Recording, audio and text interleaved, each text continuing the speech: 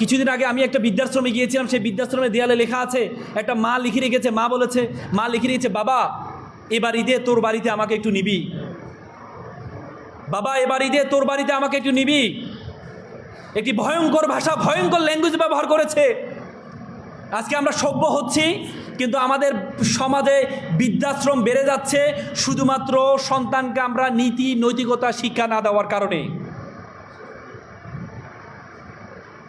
আপনি কখনো দেখেছেন একজন মাদ্রাসার আলেম, একজন মসজিদের ইমাম, একজন মাদ্রাসার শিক্ষক তার মাকে বৃদ্ধাশ্রমে রেখে আসতে? আপনি কখনো দেখেছেন একটা পুরোহিত তার মাকে বৃদ্ধাশ্রমে রেখে আসতে? কিন্তু আমি থাউজেন্ড অফ স্টোরি আপনাদেরকে দেখাতে পারবো। বিসিএস ক্যাডার, আইপিএস ক্যাডার, সে তার মা বাবাকে বৃদ্ধাশ্রমে রেখে আসছে। ডাক্তার তার মা বাবাকে বৃদ্ধাশ্রমে রেখে আসছে। একজন বড় শিক্ষক, বিশ্ববিদ্যালয়ের শিক্ষক তার মা বাবাকে বৃদ্ধাশ্রমে রেখে আসছে। একটা কথা প্রচলন আছে, সন্তান তখন দুনিয়াবী শিক্ষায় শিক্ষিত হয়।